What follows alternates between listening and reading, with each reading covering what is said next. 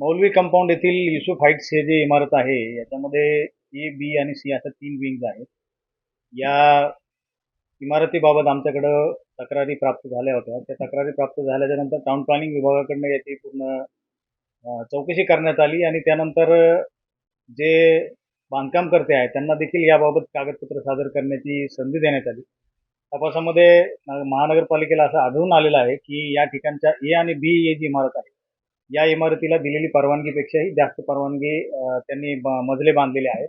म्हणजे 4 मजल्याची परवानगी असताना त्यांनी वरती 10 मजल्यापर्यंत इमारत वाढवलेली आहे. तो वरचा भाग जो आहे, तो अनधिकृतपणे वाढवल्याचे निदर्शनास आलेले आहे. त्याचबरोबर त्याच्या शेजारची सी इमारत जी आहे, ती इमारत ही नगरपालिकेच्या आरक्षित भूखंडावर बांधली गेलेली आहे. या सर्व बाबी निदर्शनास आल्याच्या नंतर महानगरपालिकेने आता याच्यामध्ये गुन्हा दाखल केलेला आहे आणि एमआरटीपी खाली हा गुन्हा आज नोंदवण्यात आलेला आहे.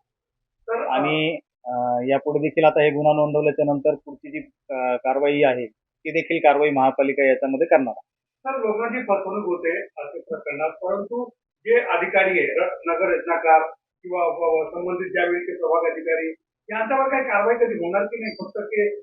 फक्त त्या लोकांना त्याची फसवणूक होणार, लोकांचे पैसे बुडणार, बिल्डरवर कारवाई म्हणजे अधिकाऱ्यांना कधी कारवाई होणार याचा? साहजिकच आपला जो रोख आहे तो आम्हाला लक्षात येतोय. त्याच्यामध्ये निश्चितच कोणी दोषी अधिकाऱ्यापैकी कोणी दोषी असेल तर निश्चितच त्याच्यावर कारवाई महापालिकेच्या वतीनं देखील होईल.